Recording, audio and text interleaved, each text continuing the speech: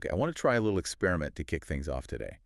Are you game? I am always game for an experiment. All right, I want you and you listening right now to just stop whatever you're doing for a second. Look away from your phone or the road or the dishes. Just look at the wall, look at the floor, maybe look at your own hand. It all looks pretty solid, doesn't it? Oh, definitely. It looks objective. Like if I walk out of this room, the wall is still going to be there, doing its wall thing. It doesn't need me. Right. That's the default setting. Right. We act like the world is this stage that was built long before we got here. The props are real, the scenery is nailed down, and we're just the actors walking on stage. exactly. We deal with reality, we don't make it. That's the assumption we all operate under. What if that is completely 100% wrong? And that is the cliffhanger we're dangling over today. Yeah. Today we are diving into a premise that is honestly a bit vertigo-inducing. The idea that the world isn't a solid machine. It's not a stage.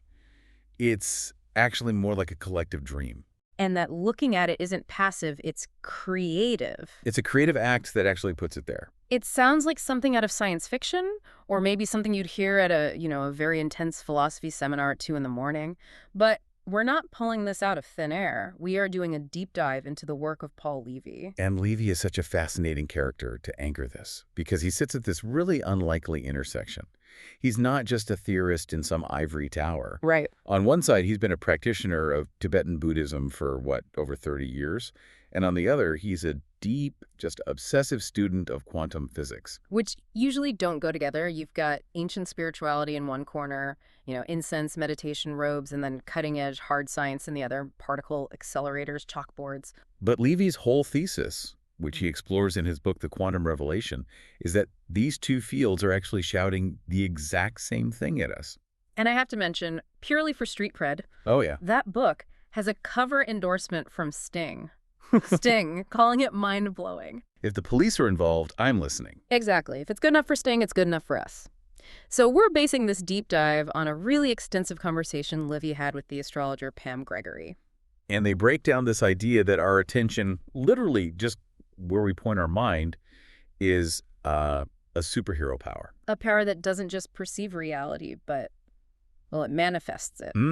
So the mission today, we are going to try and bridge the gap between trauma, quantum mechanics, caterpillars turning into goo, and how to hack your own timeline. It's a big menu, but if we can pull it off, it changes everything about how you see the world. It really does.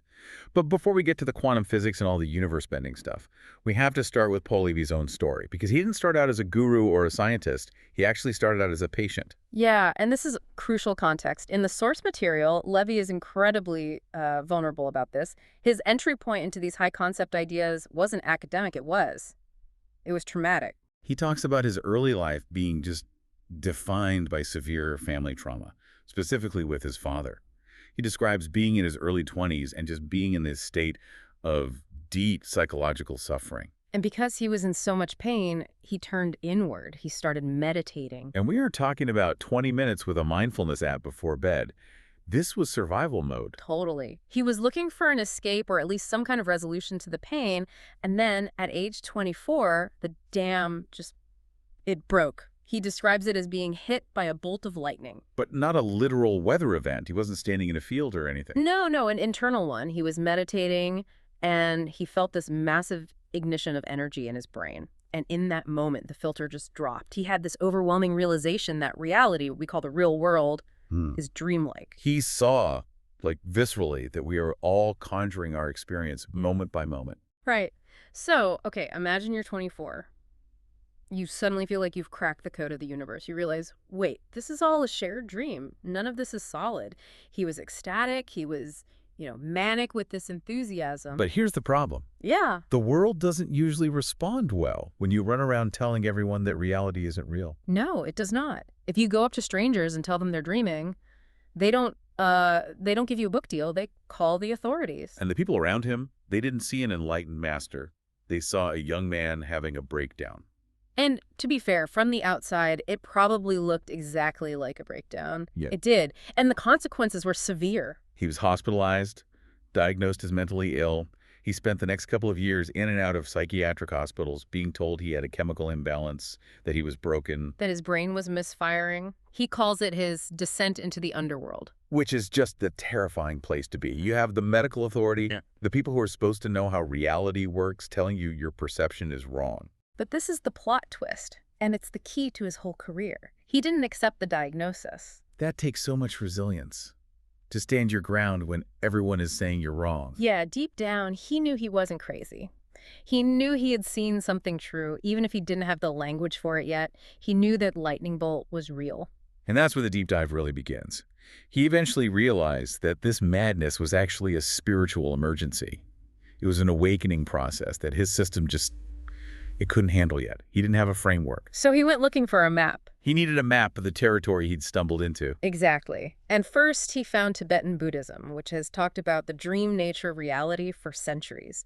They had the vocabulary for what he experienced. But then he found quantum physics. And that was the clincher. That was the proof. He realized that the ancient masters in the Himalayas and the guys in lab coats in Europe were describing the exact same world, the world he had fallen into during his breakdown. So let's actually unpack that connection, because I think a lot of us hear quantum physics and we just kind of nod our heads and pretend we get it. Or we think of Ant-Man. Right. Or we think of Ant-Man. But what's the specific link Levy is making here? So we have to look at the observer effect. This is like the bread and butter of quantum theory. Before this, in classical physics, think Isaac Newton, the universe was a giant clock. A machine. Gears and levers. A machine. It's objective. It exists out there. If you close your eyes, the clock keeps ticking.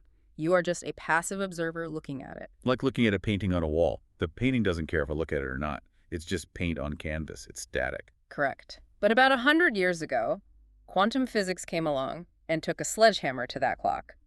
And Levy points specifically to the famous Two-Slit experiment. Okay, for those of us who maybe slept through physics class, give us the explain like I'm 5 version. Why is this experiment so famous? All right, simplest terms. Scientists fired particles, like electrons or photons, at a barrier with 2 slits in it. Behind the barrier was a screen to record where they landed. Okay. Shooting tiny marbles at a wall with 2 holes. Got it. Right. Now, when they didn't measure which slit the particle went through, the particles acted like waves. They went through both slits at once, interfering with themselves like ripples in a pond. They were pure potential. Basically, ghost particles, existing everywhere at once. But, and here's the magic trick, as soon as they set up a detector to see which slit the particle actually went through, the behavior changed. Instantly. Instantly, the wave collapsed. It became a solid particle and went through just one slit, hitting the screen in one spot. So simply by watching it, they sourced it to choose a lane. Yes, the act of observation determined the nature of reality. Matter didn't exist in a definite state until someone observed it. That is deeply unsettling. It implies the universe is just waiting for us to look at it before it decides what to be. Like a video game that only renders the room when you walk into it. It's exactly like that. And Levy grabs onto this. He points out something fascinating about the etymology of the word observe. We think it means to watch, right? Yeah, to witness. But he notes it's historically related to the concept of pregnancy, or bringing forth. That's a wild reframe. Observing equals birthing. But it fits the physics, doesn't it? Yeah. Observing isn't passive watching. It is an act of birthing reality. We are birthing the moment into existence by looking at it. He uses this dream analogy that I found really helpful in the source material. It makes it less abstract. Okay, what is it? He says, imagine you're in a nightmare. You see a monster. In the dream, you think, that monster is real. It's separate from me. It wants to eat me. Right. Because you believe it's real, the dream, which is responsive, says, okay, let's make it real. The monster roars louder, it chases you, it creates evidence to confirm your fear. It's a self-replicating feedback loop. The dream provides the proof that your assumption is correct. And Levy's argument, and this is the big leap, is that waking life works exactly the same way. So if I walk around thinking the world is a hostile place, The universe, which is participatory, just says, okay, and it manifests evidence to prove you right. You will find rude people. You will hit red lights. You will see conflict. you trap yourself in an echo chamber of your own mind's creation. Yeah. This is where I have to play devil's advocate, though. Yeah. And I think Levy anticipates this. It's a little scary to think we have that much power. Because if we have this superhero power of attention, Well, look around. The world is kind of a mess. To put it mildly. We have wars, climate change, political division, economic crises. If we're creators, why are we creating this? Are we just bad at it? This is where the conversation gets deeper. Levy brings in this concept of the spell. He references Carl Jung, the famous psychologist. He suggests humanity is suffering from a collective psychosis. Selective psychosis. That sounds heavy. Is he saying we're all mentally ill? In a specific way, yes. He argues we've entranced ourselves. We've fallen under a spell where we believe we are separate, powerless victims of an objective reality. We've forgotten we're the dreamers. We think we're just characters in the dream. Right. And because we think we're powerless, we create a reality where we are powerless. It's that feedback loop again. If the collective worldview is one of pessimism and fear and, humanity is doomed. We're unknowingly using our massive creative power to magnetize evidence that confirms that despair. We're holding a loaded gun and we don't know it's loaded, so we're waving it around and hurting ourselves. We are using our creative genius to construct a nightmare. That's the solution. Levy says we have to become what he calls antipsychotic agents. I love that term. It sounds like a secret agent movie, but for consciousness. Cell 07, License to Heal. It's a clever play on words. Instead of a pill, the antipsychotic agent is a person, someone who breaks the spell, someone who recognizes their agency and refuses to feed the collective nightmare. But how do we do that practically? Because it's hard to just think positive when you open the news and see actual suffering. It's not about ignoring reality, is it? No, and Pam Gregory presses on this too. It's not about spiritual bypassing or pretending everything's fine while the house burns down. It's about how we interpret the chaos. Which brings us to the caterpillar. Ah, yes. Levy uses this incredibly vivid metaphor of the caterpillar and the butterfly to explain where humanity is right now. I think this is my favorite part of the whole discussion.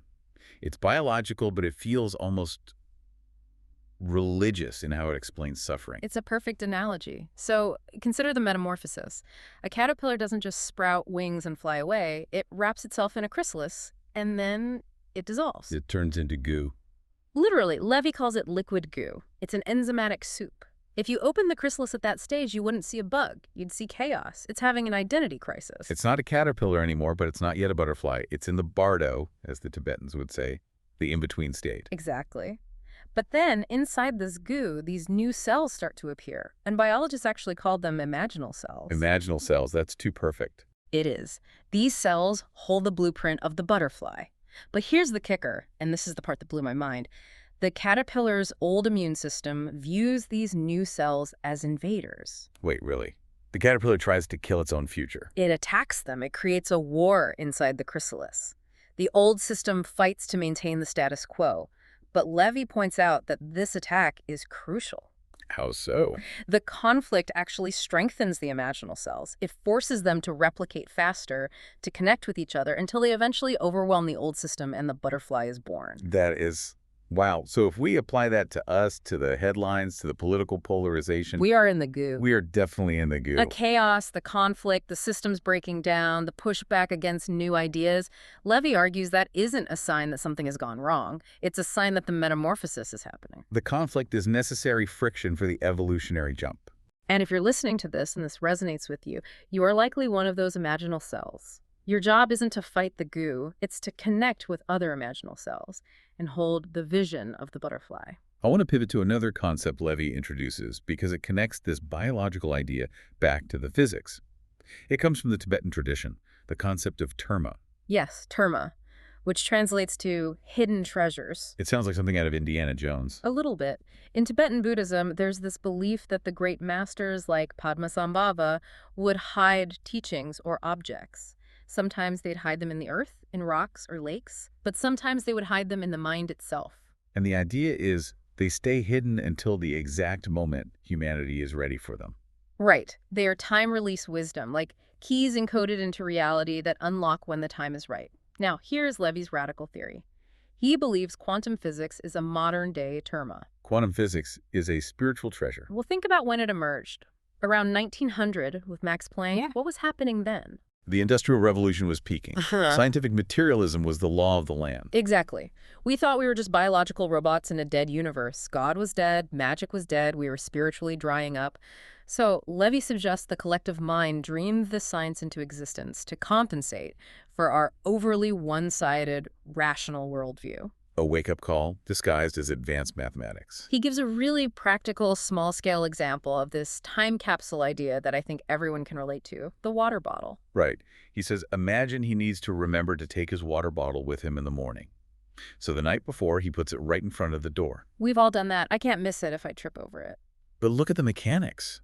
His present self is planting a physical clue in the fabric of reality, the dreamscape for his future self to find. So when his future self sees the bottle, he remembers his mission. He's hacking his own timeline. And he views the universe similarly. We can plant clues in the dream fabric to help us remember who we really are. Quantum physics is just a really big water bottle placed by the door of the 20th century. I can hear the skeptics in the back of the room right now, though. They're saying, this sounds nice, it's poetic, but isn't this just magical thinking? You can't just wish the world to be better. And that's a valid question, but Levy and Pam Gregory are very clear that this isn't about sitting on a couch and manifesting a Ferrari. It's about engagement. In fact, they argue that darkness and obstacles are required. Yeah, he brings up the Buddha's own story to prove this. Right.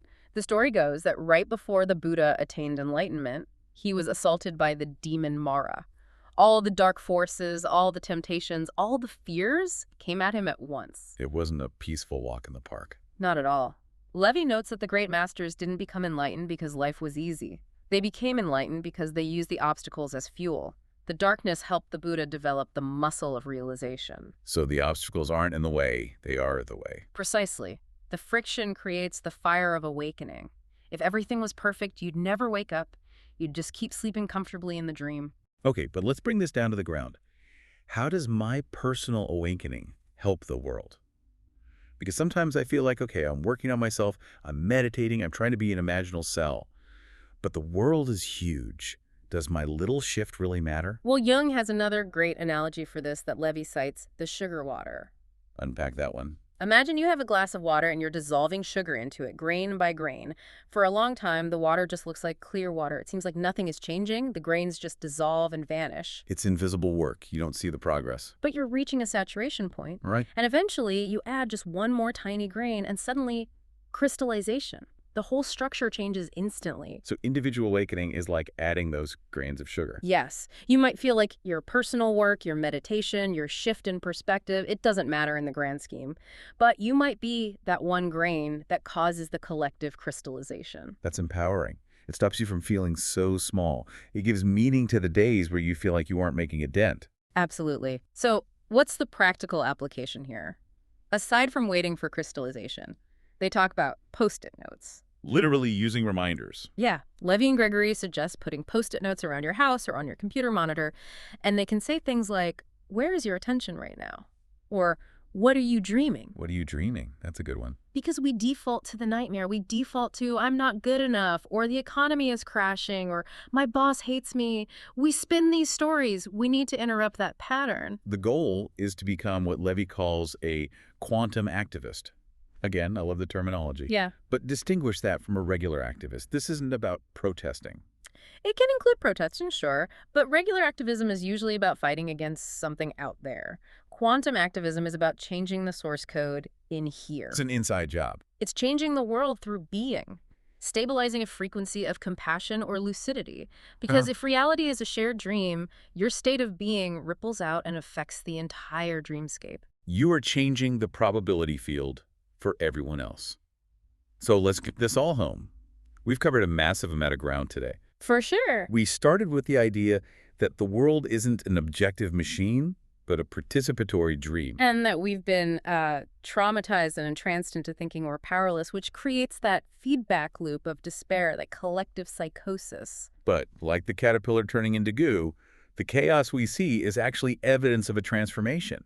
We're dissolving the old to build the new. And we've been given tools, like the terma of quantum physics, to remind us that observing is creating, that we are co-dreamers. It really redefines responsibility, doesn't it? It's not just take out the trash responsibility. It's curate your consciousness responsibility. Absolutely. The aha moment for me in all this is that we don't just find meaning in the universe. We create meaning through observation. There is no out there. It's all in here. So if reality is a shared dream, the question Levy leaves us with is, what happens if we stop passively accepting the nightmare? What happens is we start dreaming ourselves awake. That's the phrase he uses. If enough of us become lucid in the dream, realizing it is a dream, we can start lucidly dreaming a new future together. We can embrace that superhero power of attention. It's a massive shift. Instead of doom scrolling, you're reality building. Which brings us to a final thought for you, the listener. We've talked about how observing collapses the wave of potential into a particle of reality. Right. So tomorrow morning, when you wake up, before you check your phone, before you let the world tell you what to think, ask yourself this: which version of the world are you going to collapse into existence today? Because until you open your eyes and choose, all possibilities are still on the table. Exactly. That is something to sit with. Try experimenting with your superhero power today. See what happens when you change the way you look at the goo. Thanks for diving deep with us. See him in the dream.